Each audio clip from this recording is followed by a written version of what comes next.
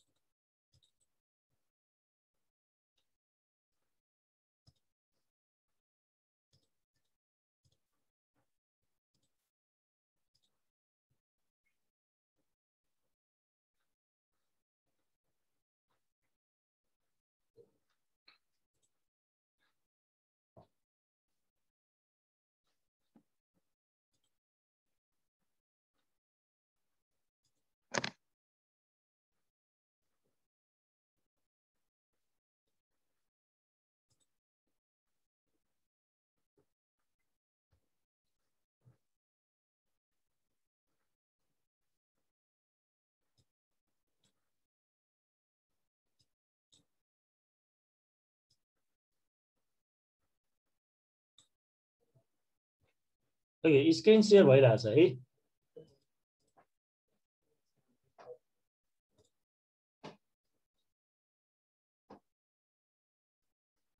Okay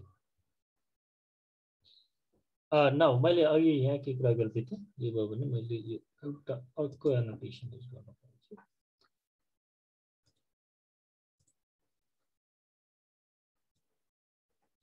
so हाम्रो चाहिँ यो यल भनेको लेन्थ अफ द कन्डक्टर भयो ए भनेको क्रस सेक्सनल एरिया भयो रो भनेको चाहिँ रेजिस्टिभिटी भयो है त्यो बुझिहाल्नु है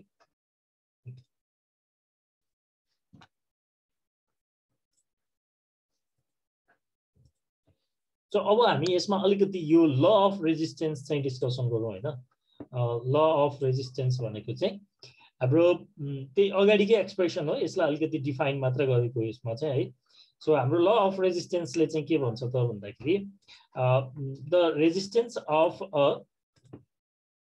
resistance are offered by a conductor depends upon the following factor.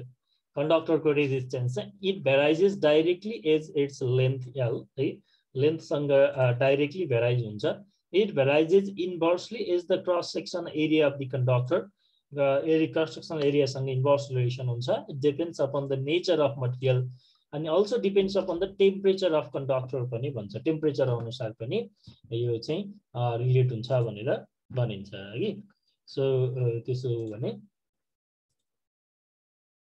हाम्रो अब यसमा चाहिँ so you can see here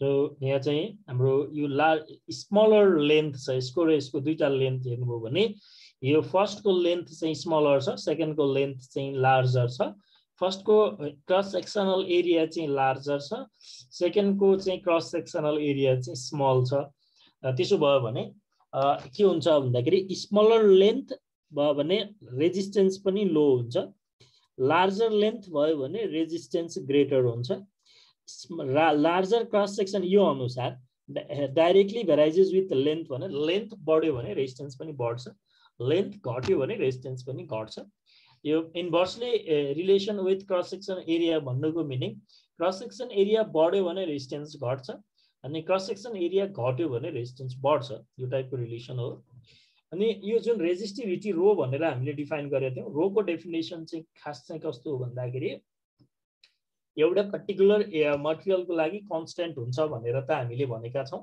तर त्यस चाहिँ कति भ्यालु हुन्छ भन्दाखेरि जस्तो आइरनको चाहिँ रेजिस्टिभिटी कति हुन्छ भनेर निकाल्नु पर्यो भने 1 मिटर लम्बाई 1 मिटर चौडाई र 1 मिटर उचाइ भएको आइरनको क्यूब बनायो भने त्यसको दुईटा साइडको बीचको रेजिस्टेन्सलाई चाहिँ हामी रेजिस्टिभिटी भनेर भन्छौं सो रेजिस्टिभिटीलाई हामीले नर्मल्ली डिफाइन गर्यौं भने चाहिँ के हुन्छ भन्दाखेरि चाहिँ हामीले त्यो चाहिँ कुनै एउटा मटेरियलको चाहिँ युनिट लेन्थको मटेरियलको चाहिँ अपोजिट साइडबाट भनौं न युनिट लेन्थको क्यूब भन्यो भने अझ सजिलो हुन्छ युनिट लेन्थको क्यूबको अपोजिट साइड बीचको अपोजिट फेस बीचको चाहिँ रेजिस्टेन्सलाई चाहिँ रेजिस्टिभिटी भनेर भन्न सकिन्छ सो हामीले यो टेम्परेचरलाई चाहिँ नेग्लेक्ट गर्यौं भने resistivity resistance is proportional to length and resistance is inversely proportional to area भएको हुनाले resistance is proportional to 1 by area यसलाई कम्बाइन गर्यो भने R is proportional to L by A भनेर चाहिँ अब रो भनेको चाहिँ constant so R equals to L by A where rho is the constant depending upon the nature of the material of the conductor and is known as specific resistance or resistivity भनेर चाहिँ define गर्न सक्यौं so specific resistance or resistivity rho भने एउटै कुरा भयो यसलाई हामीले अघि मैले भने जस्तो specific resistance of a material may be defined as the resistance between the opposite face of a meter cube of that material and 1 meter length को 1 meter को चाहिँ क्यूब को चाहिँ अपोजिट फेस बीचको रेजिस्टेन्सलाई पनि रेजिस्टिभिटी भनेर चाहिँ बुझ्न सकिन्छ यो त एउटा फिगरेटिभ मिनिङ हो यो चाहिँ length of conductor area cross section area चाहिँ यसले रिप्रेजेन्ट गर्छ यसको टोटल रेजिस्टेन्स चाहिँ R हो भने R equals to rho L by A representative figure okay so we have a problem simple problem here so एउटा हेर्नुस् त a piece of silver wire has a resistance of 1 ohm है एउटा silver wire को resistance चाहिँ 1 ओम छ what will be the resistance of manganese wire of 1/3 the length and 1/3 the diameter if the specific resistance of manganese is 30 times that of the silver भनेर भने हेर्नुस् त A piece of silver wire has a resistance of 1 ohm. What will be the resistance of manganese of 1/3 of the length and 1/3 of the diameter? है त्यो जुन silver को piece भन्दा 1/3 length र 1/3 डायमिटर भएको मैंगानिन को चाहिँ रेजिस्टेंस कति हुन्छ? If the specific resistance of manganese is 30 times than that of the silver भनेर सोधेको छ। सो हामीले यहाँ के गर्नु पर्यो भन्दाखेरि सिल्भर वायर र मैंगानिन वायर भनेर दुईटा केस एजम्पसन गर्नु पर्यो। यो बुझ्नु है सबैजनाले। फर सिल्भर वायर हामीले के गर्न सक्छौं त भने R1 इक्वल्स टु यहाँ रो 1 छुटेछ। R1 equals to rho 1 L1 by A1 and for manganese wire को लागि चाहिँ हामीले यसलाई R2 भनेर एजम्पसन गरौँ। R2 equals to rho 2 L2 by A2 भनेर लेख्न सकिन्छ।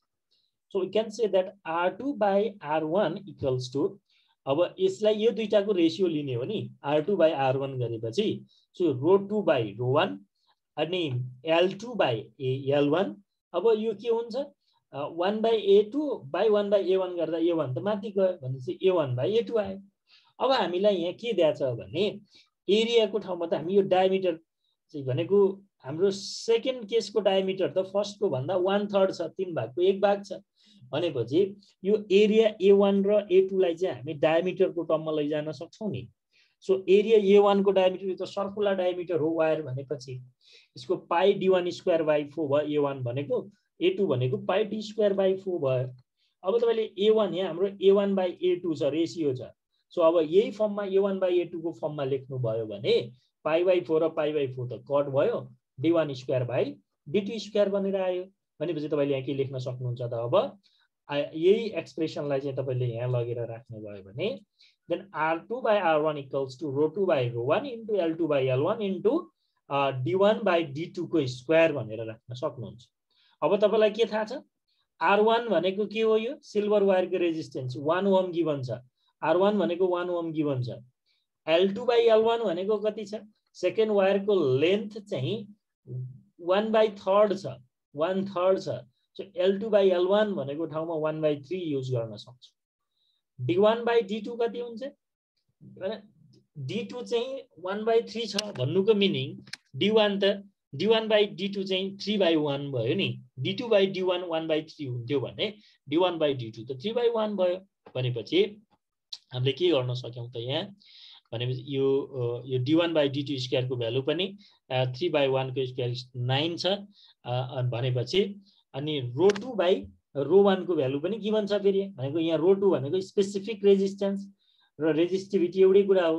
मैंगानिज इज 30 टाइम्स अफ सिल्भर भनेको रो 2 by रो 1 इक्वल्स टु 30 छ। रो 2 भनेको 30 रो 1 लेखे पनि भयो भनेपछि अब तपाईले रो 2 by रो 1 भनेको चाहिँ 30 यो R1 भनेको 1 ओम भइहाल्यो। L2 by L1 भनेको 1/3 अनि d1 by d2 को स्क्वायर भनेको 9 यो सबै भ्यालु राख्नु भयो भने तपाईले मैंगानिज वायरको रेजिस्टेन्स चाहिँ 90 ओम भनेर तपाईले क्याल्कुलेट गर्न सक्नुहुन्छ। यसरी चाहिँ हामीलाई कुनै दुईटा केस चाहिँ कम्प्यारिजन गर्न चाहिँ दिएको बेलामा यसरी सिम्पल दुईटा केस मान्ने। फर्स्ट केसको चाहिँ resistance R1 equals to rho 1 L1 A1 second केसको रेजिस्टेन्स R2 को चाहिँ एक्सप्रेसन चाहिँ रो 2 L2 A2 row 2 L2 by A2 मान्ने। त्यो अनुसारको हाम्रो रेस जुन रिलेसन दिएको छ त्यो रिलेसनबाट कमन चाहिँ यो चाहिँ काटिने गरी न्युमेरेटर यो चाहिँ हुन्छ नि तलमाथिको चाहिँ काटिने गरी चाहिँ एक्सप्रेसन कन्भर्ट गर्ने र लेख्यो भने हामीले R2 क्याल्कुलेट गर्न सक्छौं। योसँग सम्बन्धित कुनै प्रब्लम तपाईहरुसँग छ भने तपाईहरुले चाहिँ आज भोलि पर्सि जहिले ल्याउँदाखेरि पनि ल्याउँदा हुन्छ है। केही क्वेशन छ अहिलेसम्म छ भने भन्नुस् त ह्यान्ड रेज गर्नुस् त अहिलेसम्म केही क्वेशन छ भने।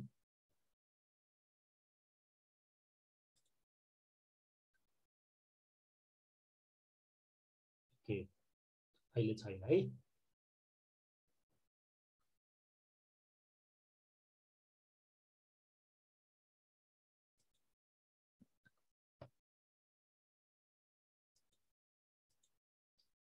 ओके नाउ अब चाहिँ हामी ओहम्स लमा कुरा गरिरहेका छौं है। ओहम्स ल एन्ड किर्चफ्स ल त्यो फर्स्ट अफ अल चाहिँ हामी ओहम्स लको चाहिँ डिस्कसन गर्छौं। ओहम्स ल भनेको चाहिँ खास यसको फिगरेटिभ मिनिङ के हो भन्दाखेरि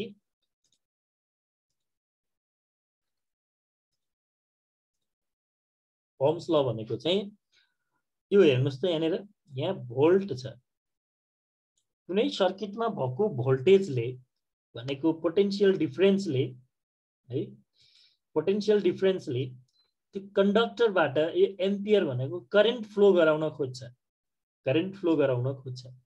तर कति करेन्ट फ्लो गर्ने भन्ने कुराको कन्ट्रोल चाहिँ यसको टोटल ओहम भनेको रेजिस्टेन्सले गर्छ कुरा बुझ्नुभयो सो भोल्टेज भनेको चाहिँ ड्राइभिङ फोर्स हो जसको कारणले करेन्ट फ्लो हुन्छ करेन्ट चाहिँ इफेक्ट हो करेन्ट भोल्टेजले सर्किट क्लोज भएसँगै करेन्ट फ्लो गराउन खोज्छ अनि त्यो क्लोज्ड सर्किटमा कति करेन्ट फ्लो गराउने भन्ने कुराको कन्ट्रोल चाहिँ कसले गर्छ रेजिस्टेन्सले गर्छ सो हामी यहाँ के भन्छौँ भने यो करेन्ट कति फ्लो हुन्छ भन्ने कुरा खासमा हामीले यो भोल्टेज एप्लाइड फोर्स कति छ भोल्टेज भनेको त इलेक्ट्रोम्याग्नेटिक फोर्स पनि हो भनेपछि हामीले कुनै सर्किटमा करेन्ट कति फ्लो हुन्छ भन्ने कुरा यो क्लोज सर्किटमा कति सप्लाई भोल्टेज युज गरिरहेछौँ भन्ने कुराले डिपेन्ड गर्छ त्यो ओम्स लको अनुसार यदि हामीले चाहिँ रेजिस्टेन्स चाहिँ यो सर्किटमा कन्स्ट्यान्ट मान्ने हो So the current flowing through a conductor is directly proportional to the potential difference B, provided that the temperature and other conditions are constant. So I is directly proportional to the V voltage. So current is directly proportional to voltage. That is the expression of the Ohm's law. So हामीले directly proportional to voltage भन्नुको meaning के हो भन्दाखेरि voltage बढ्ने र current चाहिँ यो voltage र करेन्टको स्लोप निकाल्यौं भने यो कन्स्ट्यान्ट स्लोप आउनु पर्छ के यस्तो खालको कर्व नेचरको आउनु हुँदैन यस्तो खाले स्ट्रेट लाइन आउनु पर्यो कि सो हाम्रो चाहिँ ओहम्स ल फलो गर्ने कुनै पनि कन्डक्टरमा या लोडमा भोल्टेज र करेन्टको यसरी चाहिँ लाइन ड्रा गर्यौं भने स्ट्रेट लाइन आउँछ यो कहिलेकाहीँ एमसीक्यू मा सोध्न पनि सक्छ कि है VI curve which follow the Ohm's law is straight line curve parabolic different सोध्न सक्छ सो यदि ओहम्स ल फलो गर्छ भन्दाखेरि स्ट्रेट लाइन हुनुपर्छ अब हाई रेजिस्टेन्स छ भने अलिकति बढी स्लोप आउँछ लो रेजिस्टेन्स छ भने अलिकति कम स्लोप आउँछ है सो ओहम्स ल लाई हामी चाहिँ current is proportional to voltage so हामी त्यसलाई अब यसकै एक्सप्रेसन अनुसार लेख्यौं भने त हामीले कसरी लेख्न सक्छौं त भन्दाखेरि यसको एक्सप्रेसन वाइज लेख्यौं भने सो हामी यहाँबाट चाहिँ current is proportional to voltage भनेको चाहिँ हामी यो current is proportional to voltage हैन सो प्रोपोर्शनल को लागि त अब हामीले simply okay current is okay यो त ठुलो भएन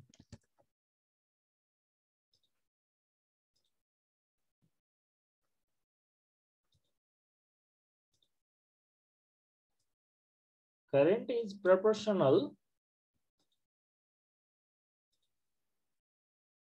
भोल्टेज भन्यो भने हामीले सो अब हामी के लेख्न सक्छौं त्यहाँ चाहिँ current is proportional to voltage लेखिसकेपछि current equals to V by R भनेर भन्न सक्छौं कि V by R so V equals to IR अब यहाँबाट चाहिँ हामीले सो V इक्वल्स टु चाहिँ IR भनेर लेख्न सक्यौं सो यो V इक्वल्स टु IR भयो finally so V equals to IR भनेको चाहिँ हाम्रो ओहम्स ल यो V भनेको भोल्टेज I भनेको एम्पियर R भनेको ओहम रेजिस्टेन्स सो यसैलाई I equals to V by R लेख्न पनि सक्नुभयो R equals to V by I भन्ने पनि लेख्न सक्नुभयो यसलाई चाहिँ तपाईले यसलाई हामी ओहम्स ल को ट्रायंगल भनेर चिन्छौं यसलाई V इक्वल्स टु IR अब यहाँ कहिलेकाहीँ यहाँ I V को यो पोजिसन चेन्ज गरेर चाहिँ which one follows the Ohm's law भनेर यसरी यो ट्रायंगलबाट पनि सोधिदिन सक्छ so V equals to IR भन्ने मिनिङमा चाहिँ यसरी यो ट्रायंगल बनाएको हो र सिम्पल सर्किट देखाएको छ यसमा है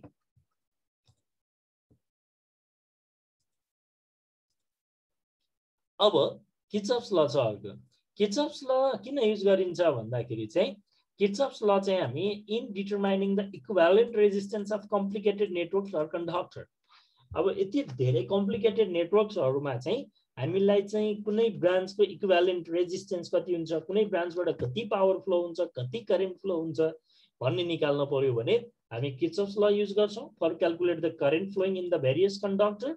करेन्ट आइसकेपछि त्यहाँको भोल्टेज थाहा छ भने हामीले पावर क्याल्कुलेट गर्न सकिहाल्यौं है। सो यसमा हामीसँग दुईटा रुल छ कि, एउटा किर्चफ्स पोइन्ट ल जसलाई हामी किर्चफ्स करेन्ट ल भनेर भन्छौं केसीएल भनेर, अर्को किर्चफ्स भोल्टेज ल भनेर मेश ल पनि भनेर भन्छौं। So in any electrical network the algebraic sum of the current meeting at a point of junction is 0। यो चाहिँ हाम्रो किर्चफ्स करेन्ट ल पोइन्ट ल भन्छ है। Any electrical network algebraic sum of the currents meeting at a point of junction is 0 भन्ने चाहिँ किर्चफ्स current ल भयो। किर्चफ्स भोल्टेज ल और किर्चफ्स मेश ल भनेको चाहिँ algebraic sum of the products of current and resistance in each of the conductor in any closed path or mesh in network plus the algebraic sum of the EMF in that path is 0 भनेर भन्छ। यसको अलिकति तपाईहरुलाई चाहिँ म छुट्टा छुट्टैको अलिकति figure बनाएर बुझाउँछु। यो किर्चफ्स ल व्हाट इज किर्चफ्स ल र चाहिँ केवीएल भनेर सोधेर illustrate with the necessary diagram भनेर चाहिँ सोधिरहेको छ यो। सो किर्चफ्स ल भनेको चाहिँ सपोज तपाईले यो पोइन्टमा हेर्नुभयो भने we have the different branch, here is current, this current I is incoming current for this node. यो धेरैवटा ब्रान्च जोडिएको ठाउँलाई चाहिँ हामी नोड अर जंक्शन भनेर भन्छौं।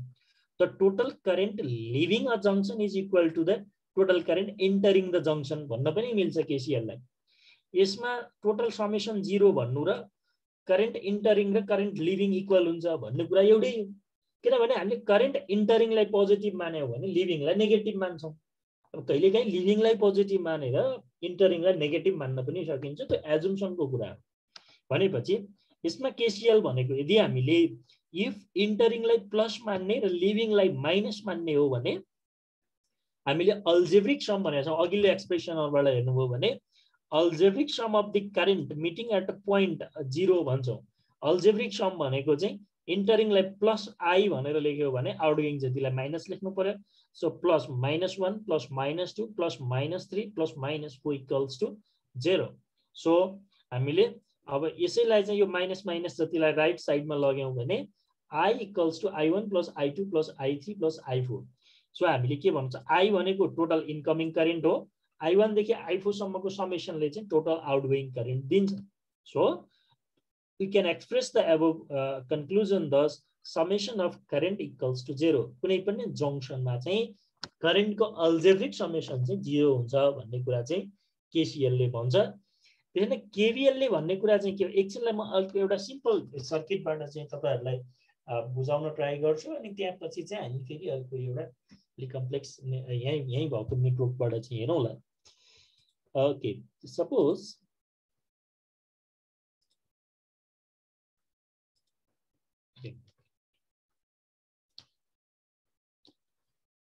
सपोज हामीसँग एउटा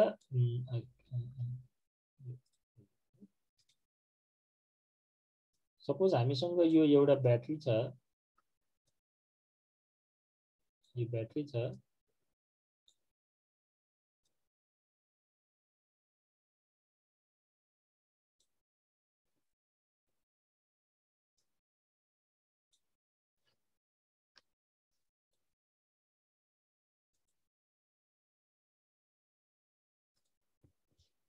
अनि हामी यहाँबाट चाहिँ एउटा रेजिस्टेन्स छ अनि फेरि अर्को रेजिस्टेन्स बनायो, यहाँ अर्को सोर्स पनि राख्यो अनि हामीले सपोज यहाँबाट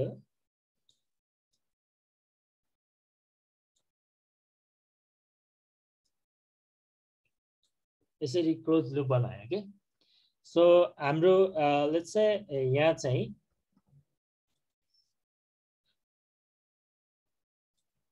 हाम्रो यो चाहिँ हाम्रो कति छ, सपोज म तपाईलाई एउटा यो भ्यालु राखेरै बुझाउँछु है पहिला। सपोज यहाँ चाहिँ 12 भोल्ट छ है, यहाँ 12 भोल्ट छ। ओके, यहाँ चाहिँ लेट्स से 24 भोल्टेज छ अनि यो रेजिस्टेन्स चाहिँ हाम्रो लेट्स से 4 ओम छ है 4 ओम छ अनि हाम्रो यो रेजिस्टेन्स चाहिँ सपोज कि 6 ओम छ यस्तो छ नि। अब यो एक्सप्रेसनले सुरुको एक्सप्रेसनले यहाँ के भनिरहेछ यहाँ हाम्रो algebraic sum of all the EMF and voltage drop is equal to 0 भनेर भनेको छौँ नि हामीले। यो भन्दा अगाडिको एक्सप्रेसनले हामीलाई के भन्थ्यो भनेदेखि चाहिँ जस्तो यो sum of the voltage drop in a close loop is equal to the sum of the voltage source पनि हुन्छ के। सो त्यो हिसाबले हामीले हेरौँ है त। यसमा हामीले केवीएल को रुल लगाउँदाखेरि यो 12 भोल्ट र 24 भोल्टको अल्जेब्रिक सम जति हुन्छ यो 4 ओहम र 6 ओहमको रेजिस्टेन्समा ड्रप भएको भोल्टेज पनि त्यति नै हुन्छ भन्न खोजेको। सो यहाँ अब यो एक्सप्रेसन अनुसार हेर्यौँ भने summation of IR equals to हेर्नुस् त यहाँ summation of IR equals to summation of EMF equals to 0 भनेर भनेको छ। सो समेसन अफ आईआर यहाँबाट चाहिँ हामीले फ्लो हुने करेन्टलाई चाहिँ लेट्स से यहाँबाट चाहिँ फ्लो हुने करेन्टलाई करेन्ट कति हुन्छ भनेर हामीले पहिला क्याल्कुलेट गरौँ। सो यो करेन्ट भनेको हाम्रो कति करेन्ट हुन्छ टोटल भोल्टेज डिफरेन्स भने यहाँबाट 12 भोल्ट अनि यहाँबाट माइनस 24 भोल्ट भनेपछि यो चाहिँ हाम्रो आई इक्वल्स टु चाहिँ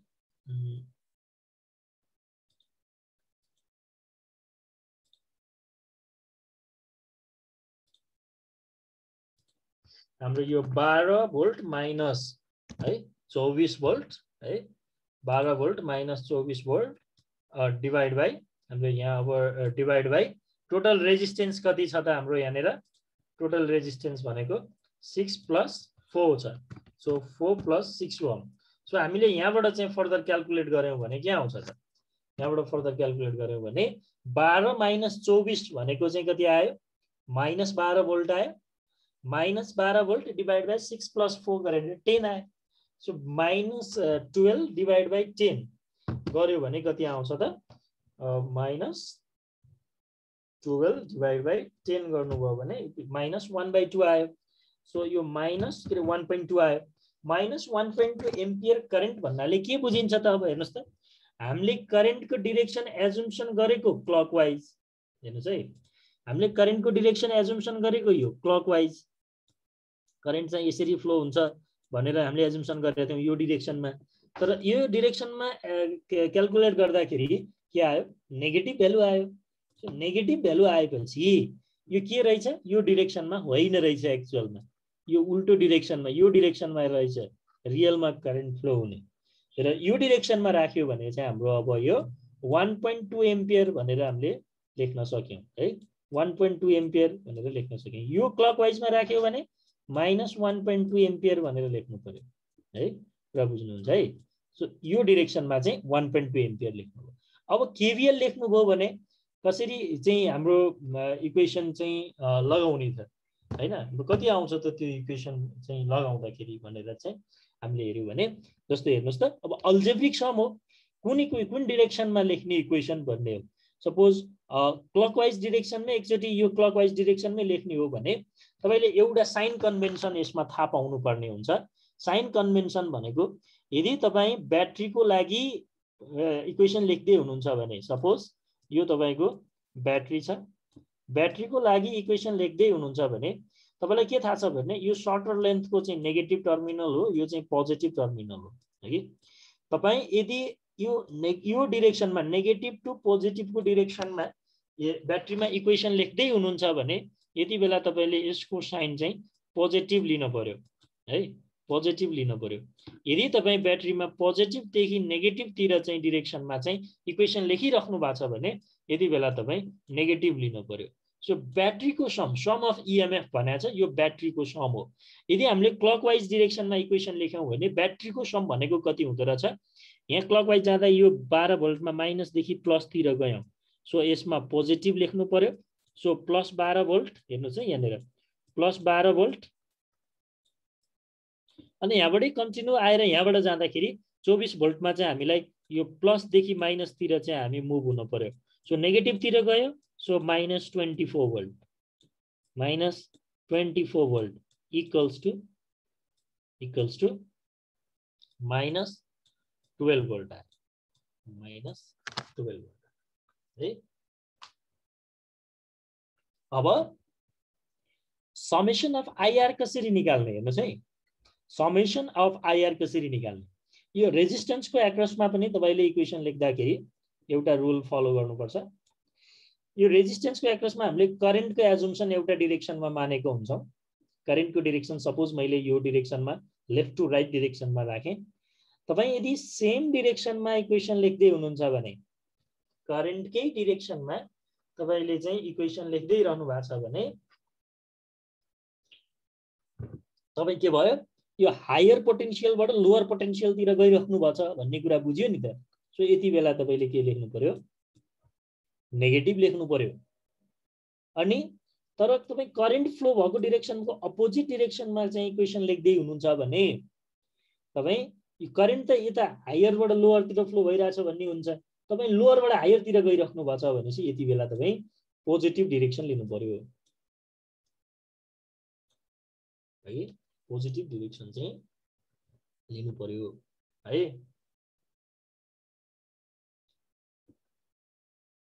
अब हाम्रो रियल करेन्ट त कता छ, यो 1.2 त एन्टी क्लकवाइज छ, हामी तर यतापट्टि इक्वेसन लेखिरहेछौँ भनेपछि यो 4 ओमको एक्रसमा के हुने भयो त, 4 ओमको एक्रसमा के हुने भयो, करेन्टको डिरेक्सन यो राइट टु लेफ्ट छ, हामी लेखेको इक्वेसन लेख्ने इक्वेसन चाहिँ अपोजिट छ भनेपछि करेन्ट र हामीले इक्वेसन लेख्ने डिरेक्सन अपोजिट भएपछि पोजिटिभ लिनु पर्यो।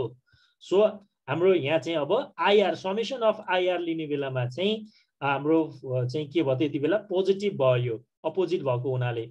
आई भनेको 1.2 इन्टु आर भनेको चाहिँ हाम्रो कति भयो त 4 छँदैछ त्यहाँ रेजिस्टेन्स है। अनि अर्को सिमिलरली 6 मा पनि करेन्ट यो डिरेक्सनमा छ, हामी यो डिरेक्सनमा गइरहेछौँ भनेपछि स्टिल पोजिटिभ लिनु पर्यो। सो 6 इन्टु 1.2 भनेर हामीले लिनु पर्यो। सो यो गर्नुभयो भने कति भोल्ट आउँछ त यहाँनिर, 1.2 इन्टु 4 प्लस 6 इन्टु 1.2 गर्नुभयो भने यो 10 इन्टु 1.2 गरेर फेरि के आयो, प्लस 12 आयो। सो अब यहाँ के भनेको छ, समेसन अफ आइआर प्लस 12 आयो, समेसन अफ इएमएफ चाहिँ माइनस 12 आयो। यहाँ हामीलाई यो दुईटाको समेसन चाहिँ 0 आउँछ भनेको छ, सो हाम्रो 0 आयो, सो 0 आयो।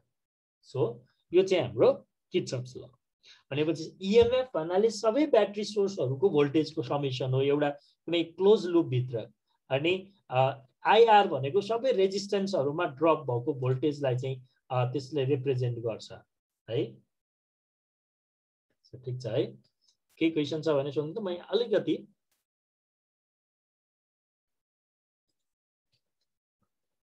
ओके।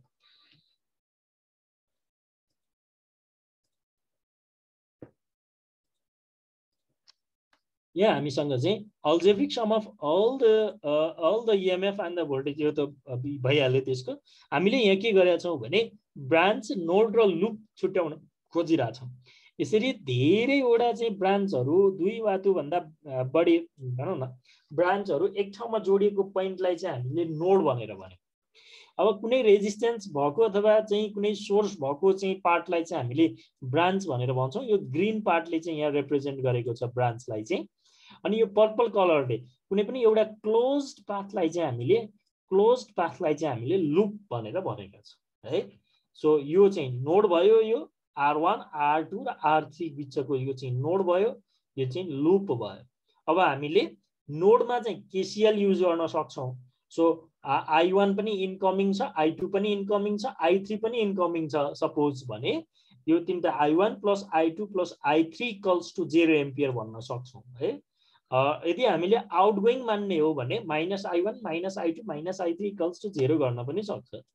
यो लुपमा केवीएल चाहिँ हामीले क्लोज पाथमा लगाउँछौँ है, क्लोज पाथमा लगाउँछौँ। केसीएल चाहिँ नोडमा लगाउँछौँ। यो लुपमा हेर्नुभयो भने यो रेजिस्टरको एक्रसको भोल्टेज V5, यो चाहिँ V6 V7 V8 छ भने V5 plus V6 plus V7 plus V8 equals to 0 volt हुन्छ यो भनेर लेख्न पनि सकिन्छ है। अब यसमा चाहिँ हामीले काउन्टर क्लकवाइज अर्डर र क्लकवाइज अर्डर के लेख्ने भन्ने जस्तो कुरा हो। सो अब काउन्टर क्लकवाइज लेख्ने हो भने यो V5 यो प्लसतिर गयो अनि यो V6 पनि माइनसबाट प्लसतिर गयो, यो पनि माइनसबाट प्लसतिर गयो, यो पनि माइनसबाट प्लसतिर गयो, सबै त्यो भइहाल्यो हैन। यहाँ चाहिँ अलिकति मिस्टेक छ, यो पनि सबै माइनसै हुन्छ। क्लकवाइज गर्यो भने चाहिँ अनि सबै माइनसतिर गएछ माइनसै हुन्छ, यो एउटै कुरा हो है। यो केसमा चाहिँ जता लेखे पनि फरक पर्दैन। सो केसीएल र केभीएलमा चाहिँ तपाईहरुलाई केही क्वेरीजहरु छ भने भन्नुस् त। अहिलेसम्म एक दुईवटा क्वेशन लिन्छु म यहाँनिर, यदि तपाईहरुसँग केही क्वेरीजहरु छ भने।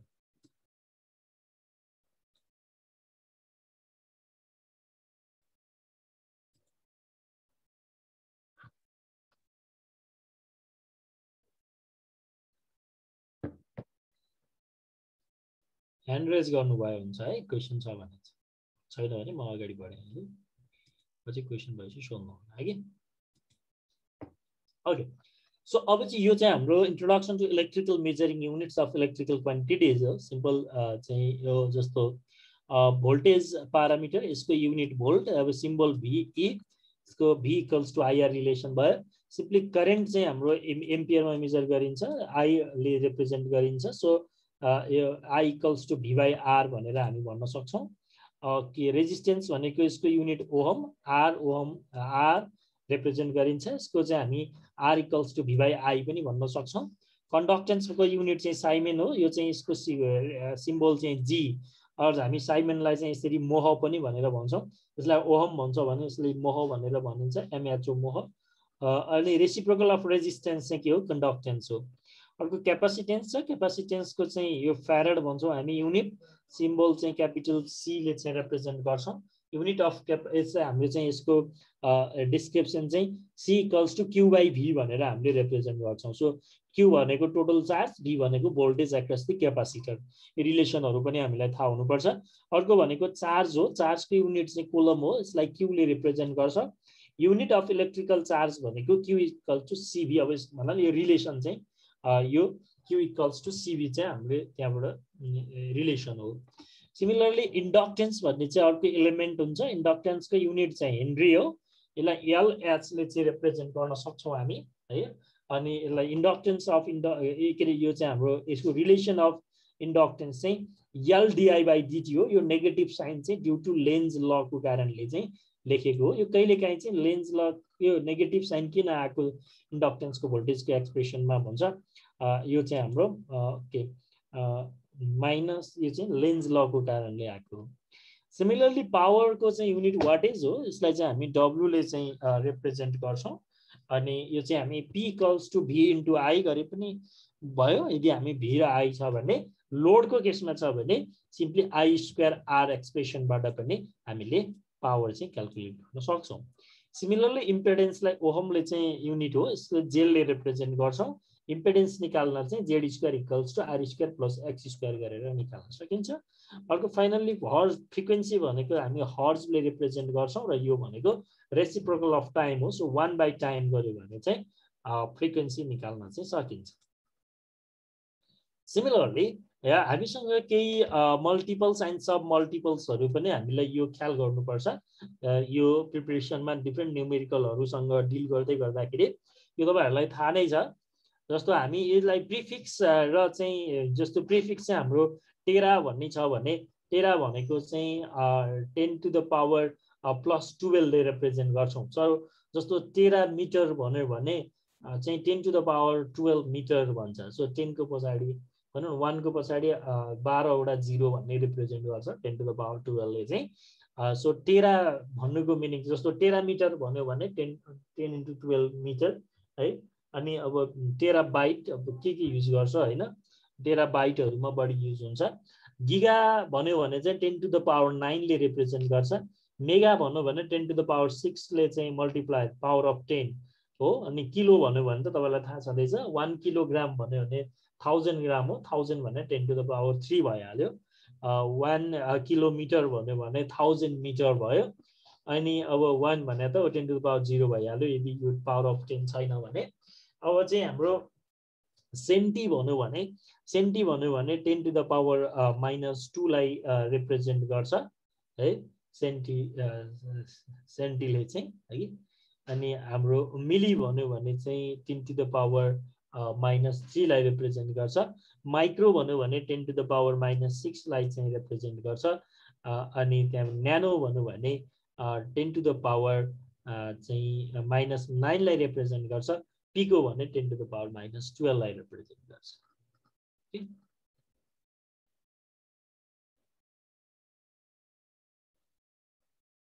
सो यहाँ एउटा क्वेसन सोधिरहेको छु मैले यहाँ हेर्नुस् त 1 फ्यारेड भनेको कति हुन्छ भनेर सोधेछु है 1 फ्यारेड यहाँ चाहिँ दिएको छ हैन 1 फ्यारेड भनेको चाहिँ कति हुन्छ भनेर 10 to the power -6 microfarad 10 to the power +6 microfarad 10 to the power +6 megafarad none कुन हुन्छ होला यसको आन्सर भन्नुस् त 1 फ्यारेड इक्वल्स टु कति हुन्छ होला ओके तपाईहरुले चाहिँ अनम्युट गरेर बोल्न सक्नुहुन्छ है यसको आन्सर भन्नु sir 10 to the power -6 microfarad हुन्छ 10 to the power -6 के हुन्छ सर 1 फ्यारेड भनेको कति हुन्छ मैले यही दिएको छु है टेबल चाहिँ 10 to the power -6 माइक्रोफ्यारेड हुन्छ sir 10 to the power -6 microfarad 10 to the power +6 microfarad 10 to the power +6 megafarad none भनेर अप्सन दिएको छु 10 to the power -6 भन्नु भयो है हजुर अरु कसैको केही छ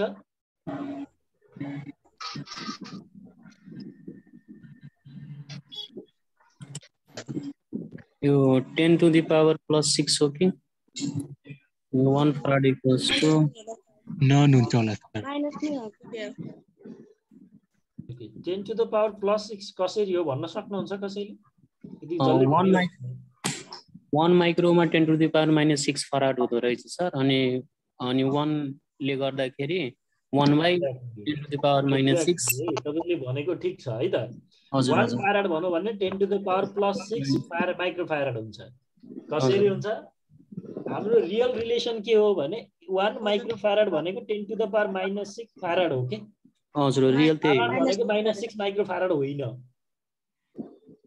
एक माइक्रोफ्यारेड भनेको चाहिँ 10 to the power -6 फ्यारेड चाहिँ हो भनेपछि यसलाई हामीले कसरी लेख्न सक्यौं त भन्दाखेरि यो यसलाई हामीले चाहिँ यो 10 को पावर -6 फ्यारेड इक्वल्स टु यसलाई दायाँ बायाँ गरिदिएको 10 को पावर -6 फ्यारेड इक्वल्स टु 1 माइक्रोफ्यारेड लेख्न सक्यो हजुर यसलाई चाहिँ 1 फ्यारेड इक्वल्स टु कति हुन्छ भनेर सोधेको छ माथि जाँदा +6 हुन्छ यो 1 by 10 to the power -6 minus फ्यारेड भयो फेरि -6 माइक्रोफ्यारेड भयो अब 1 by 10 to the power -6 चाहिँ यो माथि जाँदाखेरि त 10 to the power +6 माइक्रोफ्यारेड भयो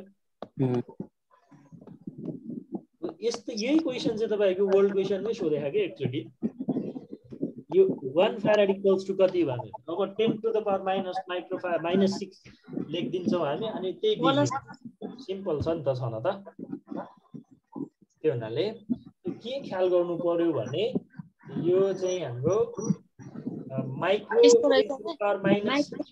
फ्यारेड भनेको 10 to the power -6 माइक्रोफ्यारेड रहेछ 1 माइक्रोफ्यारेड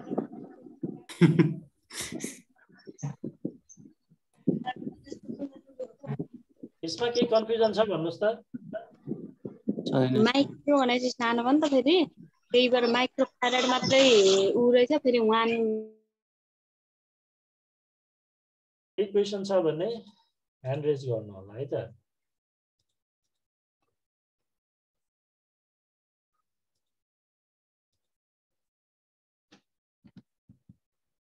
ओके सो अब यही कुराहरुलाई चाहिँ तपाईले यहाँ अब यो सजिलो त्यही नै कुरा भइहाल्यो जस्तो अब चाहिँ 1 केभी भनेको 1 किलो भोल्ट भन्न खोजेको त्यो भनेको 1000 भोल्ट मतलब सजिलो कुरा भइहाल्यो के है 1 केभी भनेको 1000 भोल्ट हो सो अब 1 भोल्ट भनेको चाहिँ 1000 किलो भोल्ट भन्न त मिलेन त्यस्तै कुरा हो के यो 1 मिली एम्पियर भनेको चाहिँ which is equal to the 1000 of an ampere भन्ने कुरा बुझ्यो 47 किलो ओहम भन्यो भने 47,000 ओहम भनेको किलो भनेको 1000 भयो। जसरी पनि बुझ्न सकिन्छ के यसलाई।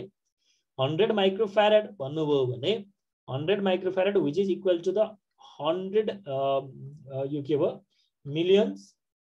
मिलियन्स भनेको 100 मिलियन्स अफ फैराड भनेको 100 माइक्रोफैराड। यसलाई चाहिँ तपाईले अब 100 माइक्रोफैराडलाई फैराडमा लेख्नु पर्यो भने तपाईले के लेख्न सक्नुहुन्छ 100 into 1 माइक्रोफैराड गर्यो भने 100 चाहिँ भयो नि त हैन। सो 100 माइक्रोफैराडलाई चाहिँ फैराडमा लेख्नु पर्यो भनेदेखि चाहिँ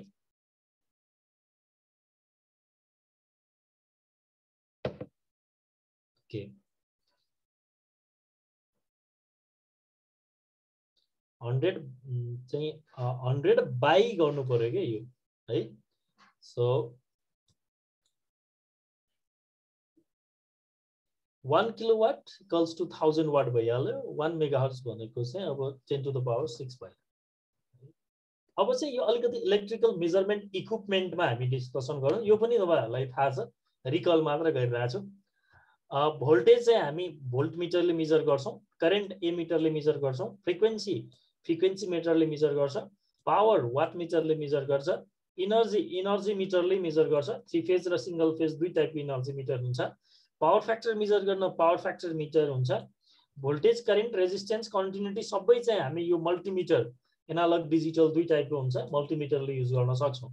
फेरि यो भोल्टेज करेन्ट रेजिस्टेन्स कन्टिन्युटी सबै नै फेरि क्ल्याम्प मिटरले पनि युज गर्न सक्छौं, तर क्ल्याम्प मिटर चाहिँ युजुअली हायर भोल्टेजमा चाहिँ युज गर्न सकिन्छ।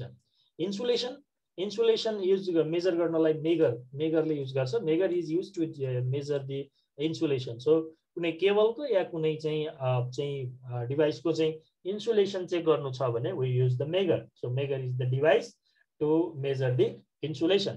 अर्थ रेजिस्टेन्स मेजर गर्नको लागि we have the earth tester. अनि स्पीड मेजर गर्नको लागि वी हैव ट्याकोमिटर है। यो चाहिँ रोटेशनल स्पीड मेजर गर्न नर्मली चाहिँ रोटेशनल स्पीडको लागि चाहिँ ट्याकोमिटर युज गरिन्छ। सिम्पली रेजिस्टर चाहिँ हाम्रो रेजिस्टेन्स मेजर गर्नु छ भने अब युज द ओहम मिटर। अब रेजिस्टेन्स इन्डक्टेन्स क्यापासिटेन्स मेजर गर्नलाई अझैले आरएलसी मिटर भनेर पनि पाइन्छ। So these are the different electrical measuring equipments है। यो बाहेक अरु इक्विपमेन्ट्सहरु पनि होला, कति नयाँ इक्विपमेन्ट्सहरु हुन्छ। वाट मिटर त हामीले यहाँ आइसक्यो है। सो अलिकति यो इनर्जी मिटरको चाहिँ डिस्कसन गरौँ। इनर्जी मिटर चाहिँ हाम्रो single phase energy meter, 3 phase energy meter भनेर हुन्छ। नर्मल्ली सिंगल फेज र 3 फेज। सिंगल फेज को पावर कन्जम्पसन के इनर्जी कन्जम्पसन युज गर्नलाई चाहिँ we can use the single phase energy meter. अनि 3 फेज सिस्टम को चाहिँ इनर्जी कन्जम्पसन युज गर्न चाहिँ we can use the 3 phase induction motor, के अरे 3 phase energy motor. Single phase energy meter चाहिँ प्राय जस्तो कस्तो हुन्छ भने सिंगल फेज को लोडले, जस्तो सपोज तपाईले चाहिँ हामीले यो चाहिँ हाम्रो ग्रिड भयो, यो ग्रिडबाट आएको सप्लाई भयो यो।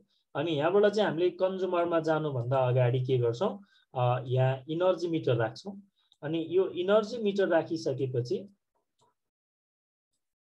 Energy metre राख्छौं। अनि इनर्जी मिटर राखिसकेपछि इनर्जी मिटर भन्दा पछि बल्ल के हुन्छ हाम्रो यो लोड, जुन लोडलाई चाहिँ सप्लाई दिया हो यो लोड हुन्छ। सो यो लोडले तानेको सबै करेन्ट जुन हुन्छ यो करेन्ट चाहिँ प्राय जसो इनर्जी मिटरबाट नै फ्लो हुन्छ, इनर्जी मिटरबाट नै फ्लो हुन्छ। त्यो हुनाले हामी यसलाई चाहिँ होल करेन्ट मिटर पनि भन्छौं कहिलेकाहीँ है। होल करेन्ट भनेको सबै करेन्ट, होल भनेको डब्ल्युएचओएल होल भनेको सबै करेन्ट चाहिँ इनर्जी मिटरबाट नै फ्लो हुने टाइपको हुन्छ यो सिंगल फेज मिटरमा चाहिँ। अब 3 फेज मिटरमा हेर्नुभयो भने त्यसको कन्स्ट्रक्सन एन्ड प्रिन्सिपल, वर्किङ प्रिन्सिपलको आधारमा यो दुई टाइपको हुन्छ। एउटा इलेक्ट्रोमेकानिकल मिटर हुन्छ, अर्को इलेक्ट्रोनिक मिटर हुन्छ। जुन इलेक्ट्रोनिक मिटरलाई चाहिँ हामी टिओडी मिटर पनि भनेर भन्छौं। TOD meter time of day meter भनेर भन्छ। टाइम अफ डे मिटर भनेको चाहिँ लगायो भने हामी एक दिनमा डिफरेन्ट टाइममा डिफरेन्ट तरिकाले चाहिँ त्यसको चाहिँ इलेक्ट्रिसिटीको बिलमा चार्ज गर्छौं। भनेको बेलुका साँझको टाइममा त्यस अलि महँगो हुन्छ, दिउँसोको टाइममा रातिको टाइममा अलि सस्तो हुन्छ। यो 25 केभीए वा त्यो भन्दा ठुलो चाहिँ कन्ज्युमरले, यति युज गर्ने कन्ज्युमरले चाहिँ यो टिओडी मिटर राख्नुपर्ने हुन्छ। इलेक्ट्रोमेकानिकल मिटर भनेको चाहिँ त्यहाँ इलेक्ट्रोमेकानिकल पार्ट हुन्छ। भनेको यो फिजिकल्ली नै त्यहाँ रोटेटिङ पार्ट हुन्छ मिटर हैन, अनि त्यो रोटेसनको आधारमा चाहिँ हामीले युनिट कति हुन्छ भनेर मेजर गर्छौँ। प्रायः जसो तपाईँ हाम्रो घरहरूमा कन्भेन्सनल्ली पहिलेदेखि युज गर्दै आएको भनेको चाहिँ इलेक्ट्रोमेकानिकल मिटर हो। इलेक्ट्रोमेकानिकल मिटरभित्र पनि अब यो प्रायः जसो सिङ्गल फेज इनर्जी मिटर पनि अब एनालग र डिजिटल, यसलाई हामी इलेक्ट्रोम्याग्नेटिक र इलेक्ट्रोनिक भन्न सक्छौँ। यसको पनि इलेक्ट्रोमेकानिकल र इलेक्ट्रिक के अरे इलेक्ट्रोनिक भनेर अचेल डिजिटल मिटर आछ, तिनीहरू इलेक्ट्रोनिक मिटर हो। पहिलेको सबै इलेक्ट्रोमेकानिकल मिटर हो है।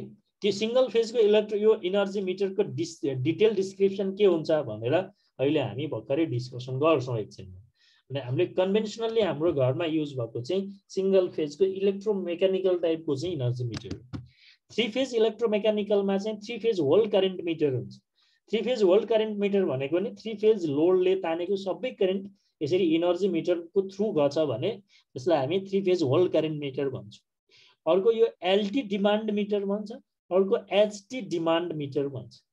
एलटी डिमान्ड मिटर भनेको एचटी डिमान्ड मिटर भनेको चाहिँ हामी हाम्रो यो लो टेन्सन डिमान्ड मिटर र हाई टेन्सन डिमान्ड मिटर भनेर भन्न खोजेको हो यसमा चाहिँ है। यसमा चाहिँ हामीले एलटी डिमान्ड मिटर र एचटी डिमान्ड मिटरमा के गर्छौँ भन्दाखेरि सिटिपिटी युज गर्छौँ। डाइरेक्टली सबै लोडले तानेको सबै करेन्ट इनर्जी मिटरकोबाट जाँदैन है, इनर्जी मिटरबाट फ्लो हुँदैन, सिटिपिटीबाट युज गर्छौँ। एलटी साइडमा मेजर गऱ्यौँ भने एलटी डिमान्ड मिटर हो। एचटी साइड ट्रान्सफर्मरको लो टेन्सन साइडबाट हेऱ्यौँ जोड्यौँ भने त्यो एलटी डिमान्ड मिटर हो। हाई भोल्टेज साइडबाट हेऱ्यौँ भने एचटी डिमान्ड मिटर हो है।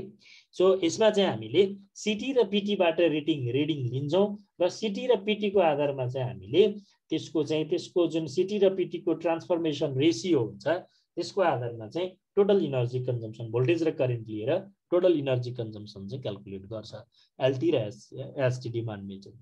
इलेक्ट्रोनिक मिटर त यो हाम्रो प्रोग्रामिङ बेस्ड मिटर हो। यसमा हाम्रो के हुन्छ माइक्रो कन्ट्रोलर टाइपको कुनै एउटा चाहिँ माइक्रो प्रोसेसर भनौँ न, त्यो माइक्रो कन्ट्रोलर हुन्छ। त्यसमा चाहिँ हामीले प्रोग्राम गरे अनुसार चाहिँ त्यहाँ हामीले करेन्ट र भोल्टेज सेन्स गर्छौँ।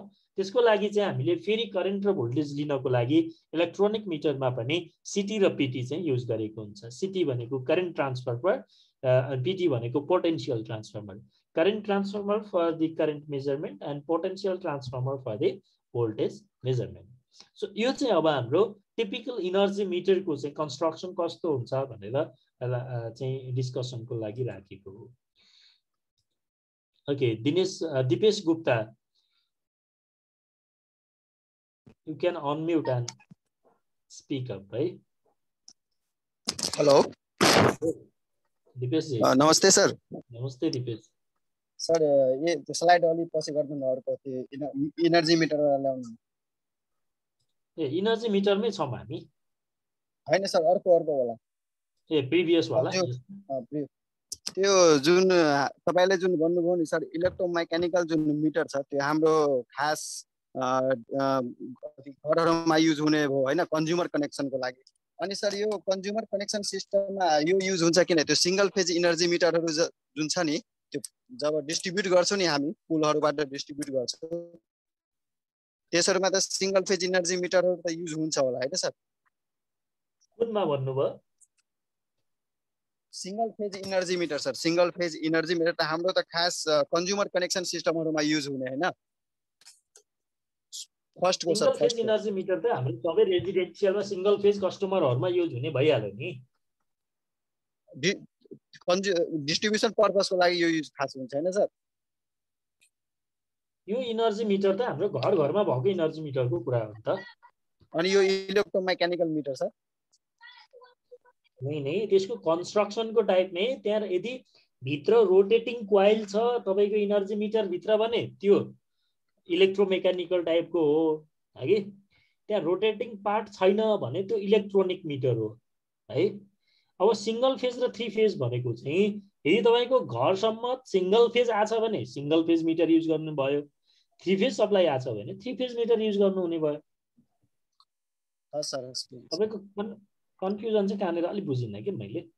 अनि यो मैले त्यो पहिला नै लास्ट सेमेस्टरमै पढेको थिएँ, यो जुन सिंगल फेज इनर्जी मिटरहरू जुन छ नि त्यो कन्ज्युमर कनेक्सनहरूमा खास युज हुने हुन्छ, त्यही कन्फ्युजन छ। बुझे सर? कन्ज्युमर कनेक्सन भनेर के भन्न खोज्नु भयो तपाईँले भन्नुहोस् त? कन्ज्युमरका जुन हाम्रो जुन पुल हुन्छ नि सर, त्यो पुलबाट डिस्ट्रिब्युट गरेको हुन्छ नि इनर्जी मिटरहरू लगाएर त्यसपछि यहाँ कन्ज्युमरसम्म पुगाएको हुन्छ नि त, हो त्यस्तोमा के सर? भन्नाले तपाईँले एनए भित्रकै सिस्टमको कुरा गर्नुभएको? हजुर सर, हजुर। अब तपाईँले भनेअनुसार हाम्रो डिस्ट्रिब्युसन पुलहरू त अहिलेसम्म छैन होइन, त्यो त्यो त्यो अब त्यो यो इनर्जी मिटरहरू भनेको कन्ज्युमरकै लेभलको इनर्जी मिटरको चाहिँ हामी अहिले डिस्कसन गरिरहेको छौँ। फिडरहरू लगाएर के सर, फिडरहरू जुन हुन्छ नि हाम्रो त्यो फिडरहरू लगाएर त्यसमा इनर्जी मिटरहरू कनेक्सन गरेर अनि हामी कन्ज्युमरसम्म पुगाउँछौँ नि। ए तपाईँले सब स्टेसन भित्रको चाहिँ कुरा गर्नुभएको? त्यो सब स्टेसन खास सब स्टेसनमै सब स्टेसनको त्यो त अब चाहिँ यो हाई एसटी हाई भोल्टेजमा पनि त्यही अनुसारको चाहिँ कन्स्ट्रक्सन गरेर त्यहाँ इनर्जी मिटर त तपाईँको सब स्टेसनमा प्रत्येक फिडरमा कति युनिट गयो भनेरको रेकर्डको लागि त राखेकै हुन्छ। बुझे सर, बुझे। अनि सर यो मिटरहरूको डिटेल अरूहरू के भन्दै हुनुहुन्छ भन्नुस् त? यो जुन मिटर छ यो कुन मिटरमा कुन टाइपको स्केल हुन्छ, यसको टर्क केमा डिपेन्ड गर्छ, त्योहरू पनि सोध्छ नि त। अब यस्तो भयो, त्यो चाहिँ के अरे अब हामी यो यसको इनर्जी मिटरको इलेक्ट्रोमेकानिकल इनर्जी मिटरको डिटेल डिस्क्रिप्सन के हुन्छ भनेर हामी यहाँ डिस्कसन गर्छौँ। पछि फेरि हामी कस्तो चाहिँ यसको रेन्ज के हुन्छ भनेर त हाम्रो फेरि यो पछाडि चाहिँ यो इनर्जी मिटरको छुट्टै आउँछ, पढ्छौँ हामी कतिसम्मको कन्ज्युमरमा के जान्छ, यसको रेन्ज के हो भनेर चाहिँ हामी फेरि त्यो पछि आइहाल्छ कि। अहिले हामी अब कन्स्ट्रक्सनमा जान खोजिरहेछौँ कि यो कम्प्लिट नभएर तपाईँको आन्सर चालिहाल्छ। त्यसको डिटेलहरू पछि पढाउनुहुन्छ होला हैन? अहिले नै हामी यहाँ अब यो स्लाइड भन्दा नेक्स्ट स्लाइडमै यसको कन्स्ट्रक्सन डिटेल त अब डिस्कसन गरिरहेछौँ। हजुर। है अनि यसको रेटिङको वाइजको डिटेल्स चाहिँ हामी पछाडि सेसनमा आउँछ। हजुर हजुर। ओके, प्रेम नारायणले पनि चाहिँ ह्यान्ड रेज गर्नुभएको छ। प्रेम नारायण मङ्गल।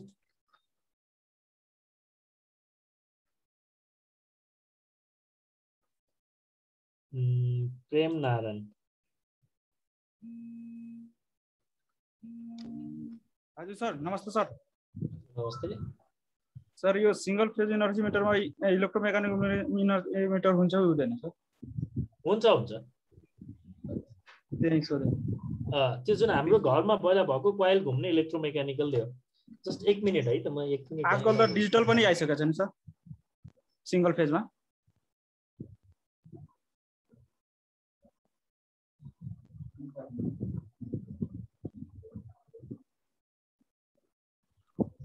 हजुर, तपाईँले भने जस्तो ठिक हो, अचेलको डिजिटल पनि आएको छ। पहिले युज गरिरहेको हामीले गरेको चाहिँ इलेक्ट्रोमेकानिकल हो कि प्रेमजी।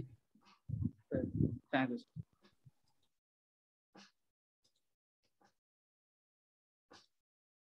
ओके, सो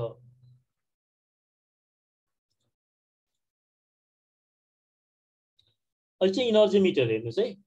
इनर्जी मिटरमा के हुँदो रहेछ त भन्दाखेरि यो हाम्रो जुन इन्डक्सन टाइपको चाहिँ इनर्जी मिटर हो। यो हामीले जो कुरा गरेर इन्डक्सन टाइपको इनर्जी मिटर छ यो, है कि। यसमा चाहिँ हेर्नुहोस् है त, हाम्रो यो एसी सप्लाई छ हेर्नुहोस् है। यो सप्लाई पोइन्ट भयो अनि यो लोड साइड भयो, यहाँबाट लोडमा सप्लाई दिने भयो। यसमा के हुन्छ भन्दाखेरि एउटा करेन्ट कोइल हुन्छ। करेन्ट कोइल चाहिँ सिरिजमा हुन्छ। जुन यो हाम्रो यो कोइल देखाएको छौँ यो करेन्ट कोइल हुन्छ, यो सिरिजमा हुन्छ। अर्को प्रेसर कोइल भन्छौँ, जसलाई हामी भोल्टेज कोइल पनि भन्छौँ। यो जुन यो कोइल यहाँ चाहिँ जुन कोइल राखेको छ यो प्रेसर कोइल, जसलाई हामी भोल्टेज कोइल पनि भन्छौँ। यो चाहिँ हाम्रो प्यारललमा राखेको हुन्छ। अब नर्मल्ली भन्दाखेरि चाहिँ कस्तो कुरा हो भने सिरिजमाबाट चाहिँ करेन्ट मेजर गर्छ करेन्ट कोइलले सिरिजमा राखेको, प्यारललमा राखेको कोइलले प्रेसर कोइलले भोल्टेज मेजर गर्छ। र यहीँबाट अब हामी चाहिँ भोल्टेज र करेन्टको चाहिँ त्यो रिलेसन आइसकेपछि अब सिम्पली पावर चाहिँ क्याल्कुलेट गर्न सक्यो, है कि। त्यहीबाट चाहिँ अब हाम्रो यो रेकर्डिङ मेकानिजममा अब यो चाहिँ कसरी चाहिँ कति भ्यालु आउँछ भन्ने कुरा चाहिँ यसको यो जुन प्रेसर भोल्टेजको भ्यालु र करेन्टको भ्यालु अनुसार चाहिँ यो इलेक्ट्रोम्याग्नेट यस चाहिँ हाम्रो करेन्ट सप्लाई गरेपछि यहाँ इलेक्ट्रोम्याग्नेट बन्छ।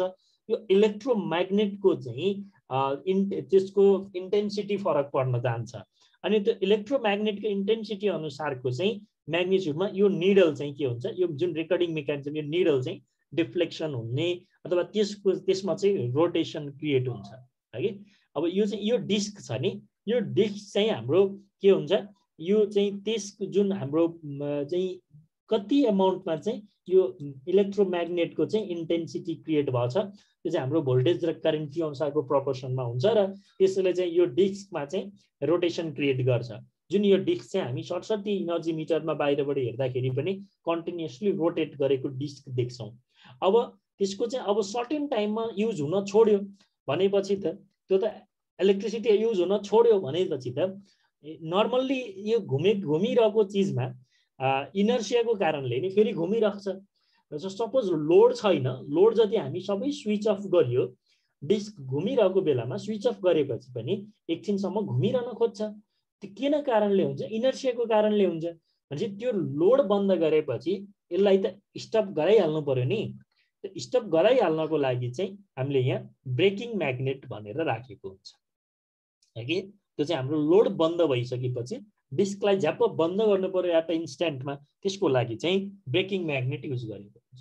So the meter which is used for measuring the energy utilises by the load is known as energy meter है। लोडले कति इनर्जी लिन्छ भन्ने मेजर गर्ने डिभाइसलाई चाहिँ हामीले इनर्जी मिटर भन्यौँ। The energy is the total power consumed and utilised by the load at a particular interval of time है। It is used in domestic and industrial AC circuit for measuring the power consumption. So the meter is less expensive and accurate. So the energy meter has the four main parts. अघि हामीले कुरा गर्यौं एउटा driving part हुन्छ driving system हुन्छ। Driving सिस्टममा चाहिँ हाम्रो सेरिज इलेक्ट्रोम्याग्नेट र प्यारलल इलेक्ट्रोम्याग्नेट भनेर दुईटा इलेक्ट्रोम्याग्नेट हुन्छ। अर्को चाहिँ के हुन्छ मुभिङ सिस्टम हुन्छ जुन चाहिँ हाम्रो त्यो डिस्क चाहिँ कन्टिन्युअसली रोटेट गरिराख्नु पर्यो लोड कन्ज्युम गरे चाहिँ। सो एउटा फर्स्ट अफ अल त ड्राइभिङ सिस्टम हुने भयो त्यसपछि मुभिङ सिस्टम हुने भयो त्यसपछि ब्रेकिङ सिस्टम हुने भयो। ब्रेकिङ सिस्टम चाहिँ जब हाम्रो लोड कम हुन्छ त्यति बेला त्यो इनर्सियाको इफेक्ट चाहिँ हटाउनु पर्यो। सो त्यसको लागि चाहिँ हामीलाई ब्रेकिङ सिस्टम चाहिन्छ। अनि अर्को भनेको रेजिस्टरिङ सिस्टम। रेजिस्टरिङ सिस्टम भनेको रेकर्डिङ सिस्टम हो। हाम्रो कति चाहिँ भयो त भनेर चाहिँ त्यो भ्यालुलाई त कति रोटेसन भयो रोटेसनको आधारमा कति इनर्जी हो भन्ने त कन्टिन्युअसली रेकर्ड गर्दै जानु पर्यो। सो त्यो चाहिँ रेजिस्टरिङ सिस्टम भयो। So total we have four main parts in the energy meter. So these pressure coil and current coil are within this driving system. यो डिस्क को रोटेशन सिस्टम चाहिँ moving सिस्टममा पर्छ अनि ब्रेकिङ सिस्टम त भइहाल्यो हाम्रो त्यसको स्पिडलाई कन्ट्रोल गर्नको लागि अनि रेजिस्टरिङ सिस्टम भनेको चाहिँ रेकर्डिङ सिस्टम भइहाल्यो अघि। ओके सो ड्राइभिङ सिस्टम छ first of all. So electromagnet is the main component of the driving system. That it is the temporary magnet which is excited by the current flow through the air coil. The core of electromagnet is made up of silicon steel lamination. Silicon steel use गरेको हुन्छ। The driving force has two electromagnet है दुईटा electromagnet हुन्छ। The upper one जुन चाहिँ माथिको चाहिँ छ त्यसलाई चाहिँ हामी shunt पनि भनेर भन्छौँ त्यो pressure coil पनि भन्छौँ। The upper one is called the shunt electromagnet and the lower one is called the series electromagnet है। सन्ट इलेक्ट्रोम्याग्नेटलाई चाहिँ प्रेसर कोइल पनि भनेर भन्छौँ। सेरिज इलेक्ट्रोम्याग्नेटलाई चाहिँ करेन्ट कोइल भन्छौँ। प्रेसर कोइललाई भोल्टेज कोइल पनि भन्छ है। The series electromagnet is excited by the load current है। लोड करेन्टले चाहिँ फ्लो हुन्छ सेरिज इलेक्ट्रोम्याग्नेटबाट। The coil of the shunt electromagnet is directly connected with the supply and the hence carry the current proportional to the shunt voltage. भनेको त्यो सिस्टमको voltage जति छ त्यसको प्रोपोर्सनको करेन्ट चाहिँ यो सन्ट कोइलले चाहिँ क्यारी गर्छ। This coil is called the pressure coil also है। सन्ट कोइललाई चाहिँ हामीले प्रेसर कोइल पनि भनेर भन्न सक्छौँ। So the central limb of the magnet has a copper band. अब तपाईले यहाँ हेर्नुभयो भने हामीले जस्तो यो हेर्नुस् त यहाँ यो जुन यो छ नि यो कपर ब्यान्ड हो यहाँ कपर शेडिङ ब्यान्ड भनेको छ नि सेन्ट्रल लिम्बमा चाहिँ यो चाहिँ केही कपरको चाहिँ ब्यान्डहरू युज गरेको हुन्छ यो सेन्ट्रल लिम्बमा यो कपरको ब्यान्डहरू चाहिँ हामी एडजस्टेबल गर्न सक्छौँ मिलाउन मतलब कपर ब्यान्डलाई चाहिँ यो घटबड गर्न सक्छौँ यो कपर ब्यान्डको मेन फंक्सन के हो त भन्दाखेरि the main function of the copper band is to align the flux produced by the shunt magnet in such a way that it is exactly perpendicular to the supplied voltage right त्यो जुन यो flux magnetic flux र voltage लाई चाहिँ perpendicular बनाउनको लागि alignment को लागि चाहिँ यो कपर ब्यान्ड को चाहिँ युज हुन्छ अर्को मुभिङ सिस्टम छ हामी मुभिङ सिस्टम भनेको एल्युमिनियम डिस्क हुन्छ mounted on the shaft of the alloy यो चाहिँ मुभिङ सिस्टम हो यो जुन डिस्क छ अनि the disc is placed in the air gap of two electromagnet यो जुन दुईटा सेरिज र शन्ट दुईटा इलेक्ट्रोम्याग्नेटको बीचको इयर ग्यापमा चाहिँ डिस्क राखिन्छ the eddy current is induced in the disc त्यो डिस्कमा चाहिँ एडी करेन्ट प्रोड्युस हुन्छ because of the change of the magnetic field so this eddy current is cut by the magnetic flux so the interaction of this flux and the disk induces the deflecting torque यसरी चाहिँ हाम्रो यो flux र चाहिँ यो जुन डिस्कको बीचको चाहिँ इन्टरेक्सनले गर्दाखेरि चाहिँ हाम्रो डिफ्लेक्टिङ टर्क प्रोड्युस हुन्छ र त्यो डिफ्लेक्टिङ टर्कको कारणले चाहिँ डिस्क रोटेट हुन्छ when the device consume power the aluminum disk start rotating and after some number of rotation the disk displays the unit used by the load. The number of rotation of the disk is counted at particular interval of time. The disk measures the power consumption in kilowatt hour. Right? यसरी चाहिँ हामीले moving system चाहिँ त्यो हाम्रो disk system भयो. The third one is braking system. त्यसमा चाहिँ हामीले यो पर्मानेन्ट म्याग्नेट युज गरेको हुन्छौँ यो ब्रेकिङ म्याग्नेटको रूपमा चाहिँ. So the permanent magnet is used for reducing the rotation of the aluminum disc. The aluminum disc induces eddy current because of their rotation, and this eddy current cuts the magnetic flux of permanent magnet and hence produces the braking torque. So the braking torque opposes the movement of disc, thus reduces their speed. So the permanent magnet is adjustable, due to which the braking torque is also adjusted by shifting the magnet to the other radial position. So fourth भनेको हाम्रो counting mechanism recording mechanism registration mechanism जे भने पनि एउटै कुरा हो. So the main function of the registration or counting mechanism is to record the number of rotation of the aluminum disc. The aluminum disc कति चाहिँ यो साइकल रोटेसन भयो त्यसको आधारमा चाहिँ हामी कति युनिट भयो भनेर त्यसले रेकर्ड गर्छ. This rotation is directly proportional to the energy consumed by the loads in kilowatt hour. So the rotation of the disc is transmitted to the pointers of the different dial for recording the different reading. So the reading in kilowatt hour is obtained by multiplying the number of rotation of the disc with the Michu constant. Right? यसरी चाहिँ हाम्रो यो चारवटा सिस्टमको बारेमा भयो. यही मैले अहिले हामीले जुन कुराको चाहिँ यहाँ डिस्कसन गर्यौं त्यसको इनर्जी मिटरको वर्किङ कसरी हुन्छ काम कसरी गर्छ भनेर यहाँ फेरि पोइन्ट वाइज चाहिँ हामीले यहाँ मैले प्रेजेन्ट गर्ने ट्राई गरेको छु. फर्स्टमा चाहिँ the energy meter has the aluminium disc which rotation determines the power consumption of the load. Disc कति रोटेट गर्यो भन्ने कुरा चाहिँ कति पावर कन्जम्पसन भयो भन्ने कुरा डिटरमाइन गर्छ. The disc is placed between the ear gap of the series and shunt electromagnet. And the shunt magnet has pressure coil and the series magnet has the current coil. The pressure coil creates the magnetic field because of the supply voltage and the current coil produces it because of the current. Right? So the field induced by the voltage coil is lagging by 90 degree. Okay, हामीले भनेको थियौं नि त्यो जुन copper ब्यान्डको काम भनेको flux को र चाहिँ भोल्टेज को बीचको एंगल डिफरेन्स चाहिँ परपेंडिकुलर बनाउन भनेर. सो यही कुरालाई चाहिँ हामीले अर्को ल्याङ्ग्वेजमा भनेको हो. यो field induced by the voltage coil is lagging by 90 degree on the magnetic field of the current coil because of which eddy current induced in the disc. The interaction of eddy current and the magnetic field causes torque which exert a force on the disc. So the disc starts rotating. So the force on the disc is proportional to the current and the voltage of the coil. The coil ma voltage र current को magnitude कति छ त्योसँग चाहिँ डिस्कमा कति force पर्छ त्यो proportionally relate हुन्छ. The permanent magnet controls their rotation. Permanent म्याग्नेटले चाहिँ स्वाट बढी हुन पनि दिँदैन हैन। The permanent magnet opposes the movement of the disc है। पर्मानेन्ट म्याग्नेटले चाहिँ डिस्कलाई रोक्न खोज्छ and equalise it on the power consumption. जति पावर कन्जम्सन भएको छ त्यति बराबरको मात्र रोटेट गराउन चाहिँ यो पर्मानेन्ट म्याग्नेटको चाहिँ रोल हुन्छ। The cyclometer counts the rotation of the disc. त्यो डिस्कको चाहिँ रोटेसन काउन्ट गर्न चाहिँ साइक्लोमिटर चाहिँ युज गरेको हुन्छ। यसरी चाहिँ यो नर्मल इन्डक्सन टाइप इनर्जी मिटरले चाहिँ काम गर्छ है। अर्को एउटा चाहिँ यो क्रिपिङ फेनोमेना भन्ने छ इनर्जी मिटरमा। यो क्रिपिङ फेनोमेना यसको प्रिभेन्ट यसलाई कसरी रोक्ने यी कुराहरू अनि यो 3 फेज इनर्जी मिटर अनि ब्याट्रीको सिरिज प्यारलल कनेक्सनहरू अनि single phase AC system 3 phase AC system 3 phase को चाहिँ सिंगल फेज को डिफरेन्सेस के हो 3 फेज र सिंगल फेजमा कुन चाहिँ राम्रो हो कसरी राम्रो हो 3 फेज को कनेक्सन को मेथडहरू के हुन्छन् कसरी कनेक्सन गर्ने यसको फेज प्यारामिटर र लाइन प्यारामिटरहरू के हुन् 3 फेजमा यी कुराहरू चाहिँ हामी नेक्स्ट च्याप्टर नेक्स्ट भोलिको क्लासमा चाहिँ डिस्कसन गर्छौं।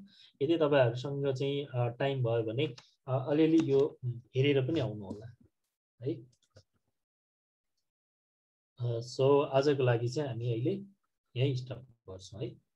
केही क्वेरीजहरु छ भने तपाई एक दुईटा क्वेशन चाहिँ लिन सक्छ।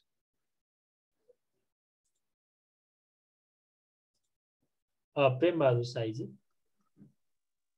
सर हजुर यो नोट चाहिँ कहिले उपलब्ध हुन्छ नोटहरु यसको जस्तै पढाएको छ नि सर हामीले नोट बनाएको नोटहरु त तपाईको त्यो तपाईलाई एप्रिल लिनु भयो आज एउटा अस्ति लिनु भयो त्यही त त्यो नोटहरु चाहिँ तपाईको इन्स्टिट्युटले तपाईहरुलाई उपलब्ध गराउँछ। त्यहाँ के रे इन्स्टिट्युटबाट युजर नेम आईडी आउँछ के रे त्यो लगइन गर्नुभयो भने यो नोटहरु त्यही नै छ है। त्यही त हैन यो पढाएको नोट पनि भयो भने चाहिँ हेर्न पाइन्छ पछि एकैचोटी दिँदाखेरि चाहिँ हैन यो अहिले देखि नै दिदै जानुहुन्छ होला एकचोटी त्यो हाम्रो प्रेम सरसँग कन्सल्ट गर्नु विषयमा है। त्यो त्यहाँ अलरेडी छ त्यही है ड्राइभमै छ। ओके सर प्रवेश यस सर हजुर के सर यो पढाइराख्नु भएछ यो अलि सिलेबस अनुसार पढाउँदा ठिक्क हुन्थ्यो। सिलेबस भन्दा बढी भयो हजुर सिलेबस वाइज पढाउँदाखेरि अलि हामीलाई पनि थाहा हुन्थ्यो कि हामी यति पढिसकेछु भनेर। सिलेबस वाइज नै त छ नि यो हैन छैन है यो सिलेबसकै पेरिफेरीमा छ है। सबैले भनेको कुरा ठीक हो सिलेबसमै छ तर योहरु पछाडी छ हैन हामी अलि बेसिक कन्सेप्टहरु ठिक्कसँग भए छैन। ठीक छ मैले यो ओम्स किर्चोफ्स ल पछि तपाईको अल्टरनेटिङ को फन्डामेन्टलहरु छ सबै अनि त्यसपछि heating effect of electric current ठीक छ यो भोलिको क्लासमा आइहाल्छ नि। एसी को fundamentals Faraday's law of electromagnetic induction generation of AC voltage हजुर वोल्टेज फ्रिक्वेन्सी अब यो मिटर को त हामी single phase three phase measuring इन्स्ट्रुमेन्टमा त्यसलाई त छुट्टै छदै छ हैन एउटा च्याप्टरै छ त्यो त हामी पछि परिहाल्थ्यो हैन। हैन अब त तपाईले भनेको एउटा कन्सेप्ट ठिकै हो है म सकभर त्यसरी नै फलो गर्न ट्राई गर्नु होला तर यो फन्डामेन्टल्स आइडियामै पढ्ने कुराहरु मात्र मैले यहाँ राखेको छु है। हजुर तपाईको कन्सेप्ट भित्र पढ्ने कुराहरु ठ्याक्कै यही सिलेबस यतिबाट मात्र आउँछ भन्ने पनि ठिकै छ। अब त्यही सिलेबस अनुसार हुन्छ भने हामीलाई थाहा हुन्छ कि हामी यति पढिसकेछौँ भनेर हैन। अब त्यस्तो त अगाडि पनि यताउताबाट कहीं त्यस्तो ख्याचमिच गरेर त पढेकै छु हैन। सिलेबस अनुसार ज्यादा ठिक्क हुन्थ्यो त्यही भन्नु खोजेको। ओके जितेन्द्र जी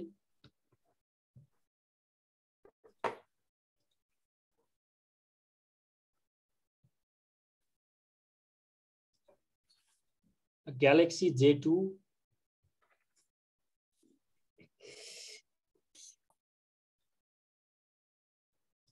भूषण रञ्जन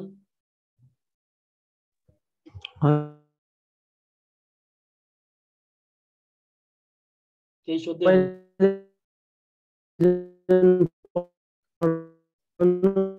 तपाईँको आवाज एकदमै चाहिँ काटिरहेको छ है, डिस्टर्ब भइरहेछ। रेडमी नोट 9 प्रो सर यो हामीले 5th लेभललाई टार्गेट गरेर पढिरहेछौँ कि सर यो 4th को मात्रै हो सर? हामी 5th लाई टार्गेट गरेर पढ्दैछौँ। योभन्दा अगाडि मैले भिडियो कन्टेन्टको कोर्स पनि ल्याएको थिएँ सर, त्यसमा 4th को थियो, यस्तै थियो। मैले 5th को लागि प्रिपेयर गर्न खोजिरहेको थिएँ, त्यही भएर सिलेबससँग अलिकति भास्ट जस्तो लाग्यो सर यो सिलेबस अनुसारले। अनि 5th को लागि भास्ट भयो यो भन्नुभएको? यो भन्दा 5th को भास्ट नै छ जस्तो लाग्यो सर। ए होइन 5th को हिसाबले चाहिने सबै आउँछ, टेन्सन नगर्नुहोस् न। डिटेलमा दिएको छ सर, अघि पनि भन्दै हुनुहुन्थ्यो एकजना साथीले होइन, फन्डामेन्टलको पनि धेरै कुराहरू छ सर यसमा।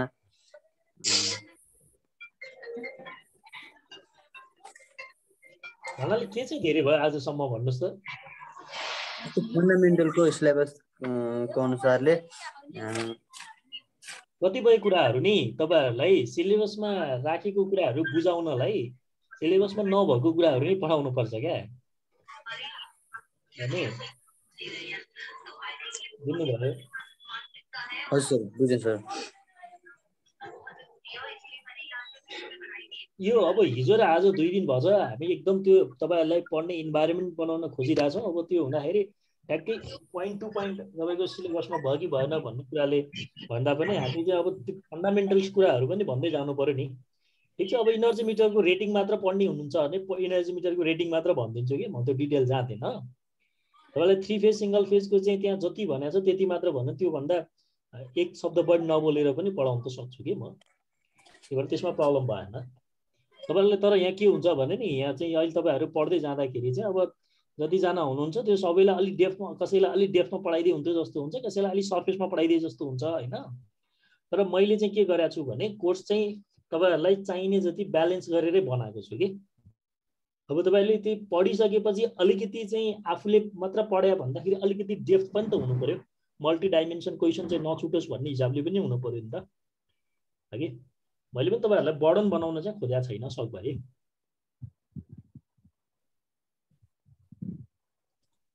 ओके, अरु सो आज यति नै गरौँ है त।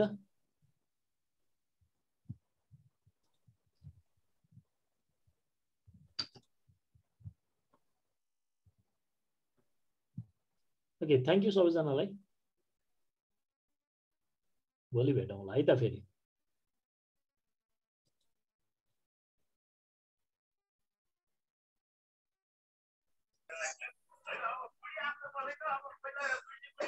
Thank you.